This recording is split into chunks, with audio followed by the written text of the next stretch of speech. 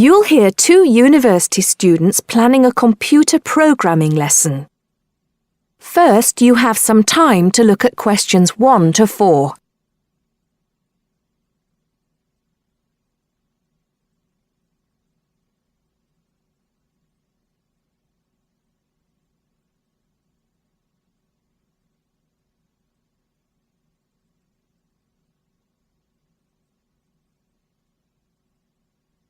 Now listen carefully and answer questions 1 to 4. Hi, Hardeep. Is now a good time for us to plan that computer programming lesson we've been assigned? Hey, Don. I was just thinking about that, actually. Yes, let's get it out of the way now, shall we? I've got the instructions here. So, it says, design a 45-minute lesson for a class of 16 teenagers where they learn how to write a simple computer program in BASIC. Now, I know, of course, that BASIC is the computer language people used to use back in the 1980s when they wrote programs on microcomputers, but I'm not sure I feel very comfortable teaching anyone about it. Well, I did a bit of research yesterday and found out quite a few things, so I think we'll be okay. Great. So, what do you have in mind? Well, I think we should presume that none of the kids will know anything about BASIC. So why don't we start with a short multiple-choice quiz? It could focus on things like what BASIC is, what the letters stand for, when people used it, things like that. That sounds good. I guess it shouldn't take long. Just the first 5 minutes of the lesson, something like that. I don't think we should make the students do it on their own, though. That'd make it too much like a test. Shall we let them do it in twos so they can discuss their choices? Yes, good idea. Then we'll go through the answers with them as a whole group. Good. What next? Well, I've had an idea for the program they could write. I'll tell you about that in a minute. I think the key thing is, though, that before they actually sit at their computers, and I think we should presume that they're doing this lesson in a computer room, they make a flow chart of what they want the program to do. That's usually the best way to start writing a program. This flow chart will show all the different stages of the computer program, right? Exactly. It's probably best if the teacher stands at the board and everyone works on that together. Yes, otherwise they'll all come up with different flow charts and it'll get confusing. Precisely. I imagine making the flow chart will take about 15 to 20 minutes. Then they use that to write their computer program. Well, actually, I think there's a stage before that. You see, the flow chart will be in English. They're going to need to be taught a few basic commands so they can write their computer program. Now I'm getting out of my depth. What kind of thing would that be? Well, for example, when you want text to appear on the screen, the command is print in capital letters, followed by the text you want to appear in double inverted commas. Oh, yes. I think I've seen that before. Right. So they'll need to be taught 5 or 6 commands before they use them to write their program. Okay, so how shall we do that? With the teacher talking to the whole class again? Well, we could, but it might be more fun to make it more like a competition, where there are a few teams competing against each other. Each team has maybe 4 or 5 people in it, and they have to do some kind of matching task. You know, they match the command print with to make text appear on the screen, something like that. That sounds good. Teenagers love competing with each other. Exactly. And then, for the final part of the lesson, they use their flowchart and the commands they've learned to produce the program. Let's presume, shall we, that there are 8 computers in the room, so that's 2 students for each computer. That sounds reasonable. So, tell me more about your idea for the computer program they're going to write. Before you hear the rest of the conversation, you have some time to look at questions 5 to 10.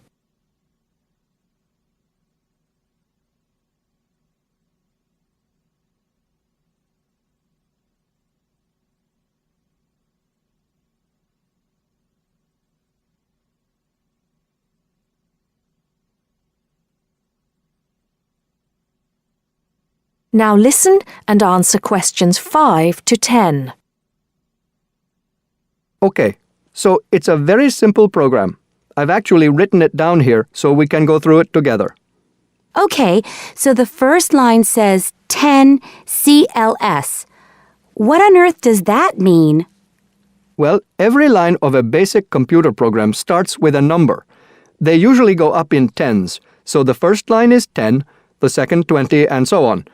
And CLS is the command we use in BASIC to clear the screen. Oh, I see. So that's just telling the computer to start with a blank screen. Exactly. Then we move on to the next line. So this one says 20, print, guess a number between 1 and 10. Right, I see. That appears on the screen. It's not that difficult, is it, when you get the hang of it? Let's see if I can work out the next one. 30, input I. Oh, not sure about that. Well, all that's saying is that the person playing types in a number. Input is the basic command for type in, and I just means any number you like. Oh, okay. Then what happens next depends on what the number is. So we've got 40 if I is less than 1, or if I is greater than 10. Then print. Bad choice. Right. So if they type, say, 0 or 11, that appears on the screen. Exactly. And then this next line takes them back to where it asks them to type in a number between 1 and 10. That's line 50. I see. And line 60 says, if I equals 6, then print. Correct. Ah, okay. So if they've typed 6, they've got it right. And if they haven't typed 6, which is the next line, then try again comes up on the screen, and that takes them back to where they choose another number. It's clever. Well done.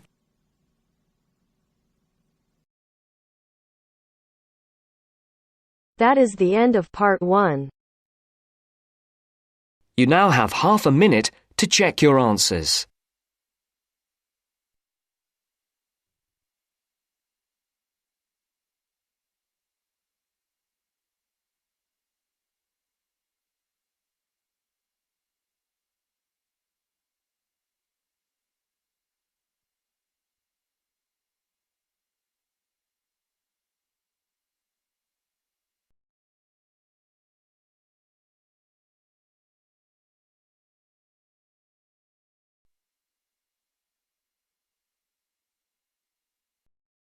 Now turns to part 2. Part 2. You'll hear a lecturer talking to students about the ozone layer and CFCs. First, you have some time to look at questions 11 to 17.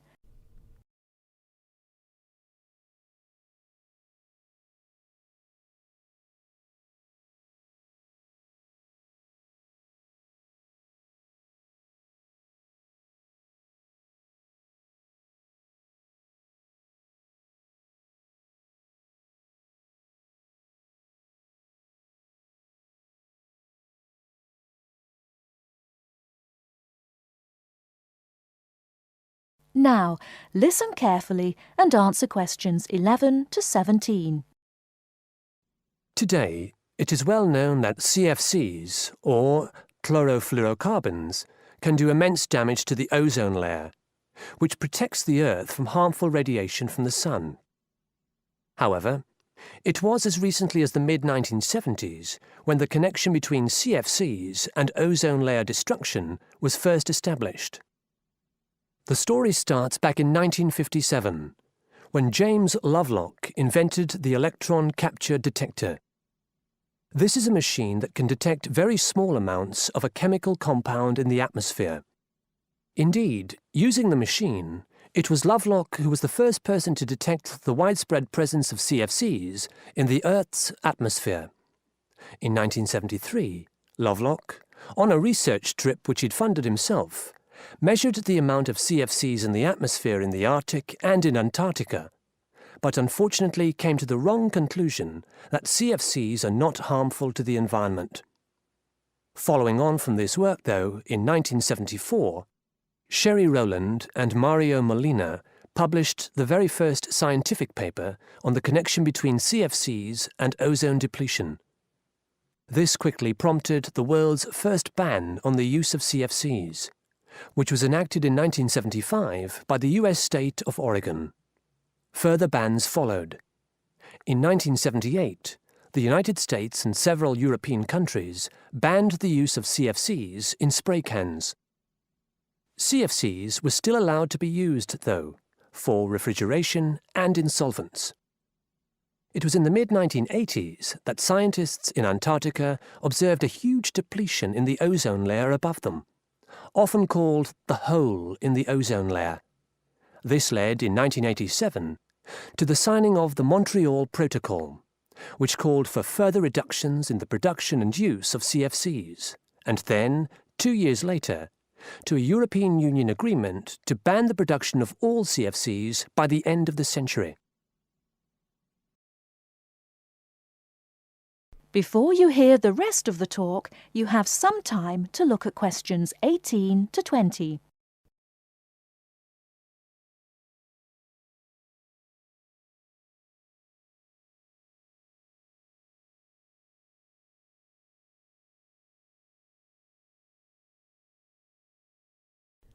Now listen and answer questions 18 to 20. So why exactly are CFCs so harmful? One of the reasons CFCs were so popular in the production of solvents and refrigeration coolants is that they are unreactive. That is, they don't react easily or at all with other chemical compounds. It's this property, however, that also makes them dangerous. Because they are unreactive, it's very difficult for them to be broken down. This gives them a long lifespan, more than 100 years in some cases, and allows them to rise into the upper levels of the atmosphere, the stratosphere, unchanged. There, ultraviolet radiation from the sun starts to break them down, freeing the chlorine atoms from the CFCs. It's this chlorine that helps destroy the ozone there.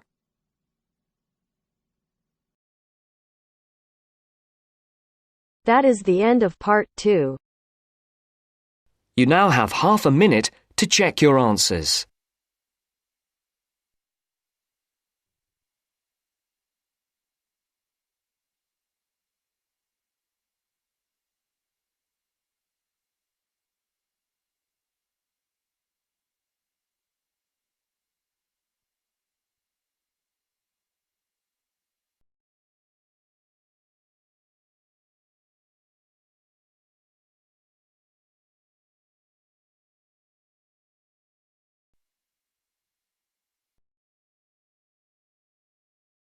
Now turns to part 3.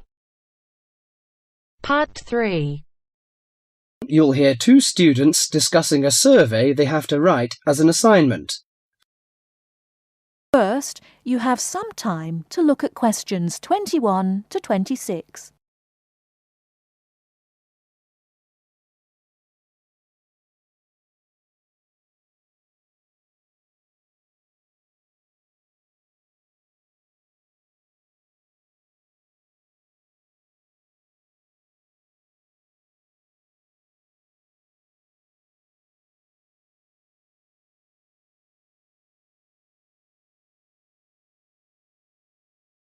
Now listen carefully and answer questions 21 to 26.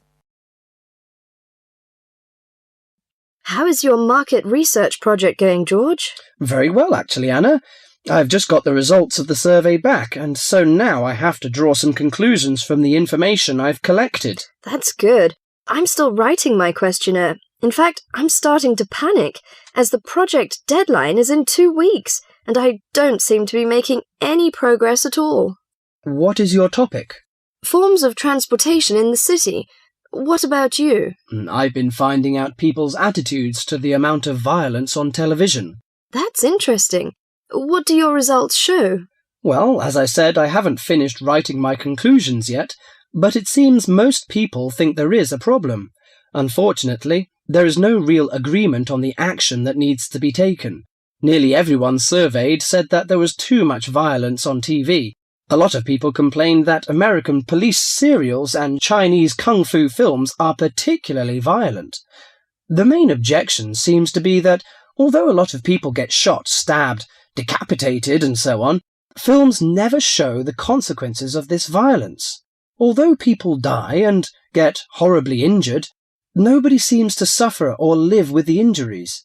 Any children watching might take the heroes of these programs as role models and copy their behaviour. So, what did most people suggest should be done? A lot of people were concerned about how these films affect children. They are particularly worried that children will try to behave like the stars. The survey shows that violent programs should be broadcast after 10 p.m, when most children are already in bed. There is also a significant minority of people who feel that violent films should be banned altogether. Or how did people feel about the violence on news broadcasts? Most of the responses I have looked at have felt that violence on news broadcasts is more acceptable as it's real. Although it's unpleasant, it is important to keep in touch with reality. Still, many people thought that it would be better to restrict violent scenes to late viewing.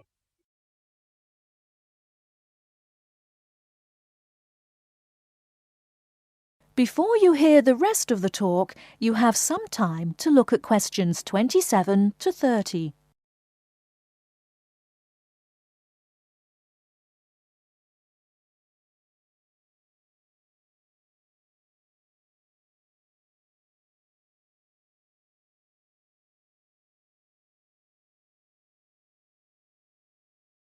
Now listen and answer questions 27 to 30. Your survey sounds very good. How many people filled it in? I gave out 120 and I got 70 back. That's a very high rate of return. Who did you give your questionnaires to? I gave a copy to every student in my hall of residence and a few to friends from other colleges. Don't you think that this will influence your results? How do you mean? The people in your hall of residence are all about the same age. They're all students and from similar backgrounds. Therefore, it is likely that they will have similar opinions. Your results represent student opinion, not public opinion. So how are you going to do your research? Well, I'm going to interview my respondents in the shopping mall. What I'll do is ask people if they have 5 minutes to spare to answer a few questions. If they agree, I will ask them some multiple-choice questions and tick off their answers on my sheet. Isn't it very difficult to ask meaningful questions using multiple choice? Yes, it is. The secret to writing a successful survey is to write simple multiple-choice questions that target the information you're looking for. There. It's better to write a lot of short, specific questions than longer general ones. So that's why it is taking you so long to write? Yeah, but I hope I'll be ready to start interviewing at the weekend. That is the end of part 3. You now have half a minute to check your answers.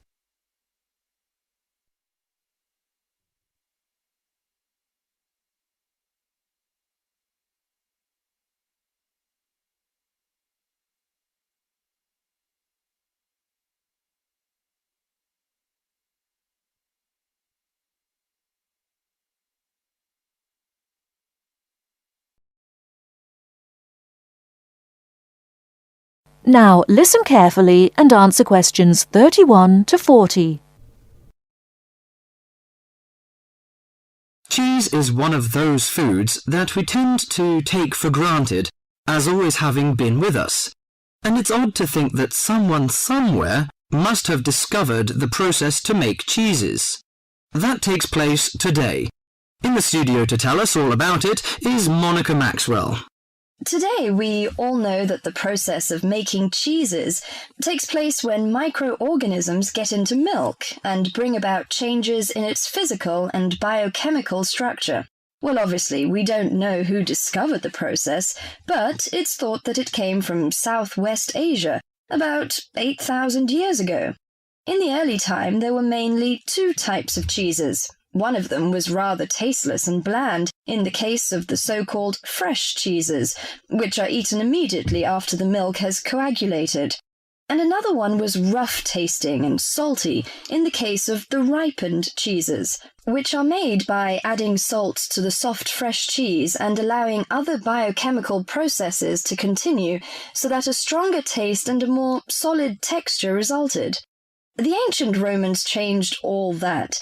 They were great pioneers in the art of cheese making, and the different varieties of cheese they invented and the techniques for producing them spread with them to the countries they invaded. This spread of new techniques took place between about 60 BC and 300 AD. You can still trace their influence in the English word cheese, which comes ultimately from the Latin word Caseus, that's C-A-S-E-U-S. At this stage in history, people weren't aware in a scientific way of the role of different microorganisms and enzymes in producing different types of cheese, but they knew from experience that cheese's tastes were relevant to something. If you kept your milk or your pre-cheese mixture at a certain temperature or in a certain environment, things would turn out in a certain way. In the 19th century, with the increasing knowledge about microorganism, there came the next great step forward in cheese making. Once it was known exactly which microorganism was involved in the different stages of producing a cheese, and how the presence of different microorganisms affected the taste, it was possible to introduce them deliberately and to industrialize the process. Nowadays, cheese is made on a large scale in factories, although the small producer working from his dairy farm continued to exist and still exists today. Cheesemaking moved very much into the world of technology and industrial processes, although because the aim is still to produce something that people like to eat, there's still an important role for human judgment. People still go round tasting the young cheese at different stages to see how it's getting on, and may add a bit of this or that to improve the final taste. Whatever the scale of production, there is still room for the development of art alongside the technology. That is the end of part 4. You now have half a minute. You now have half a minute to check your answers.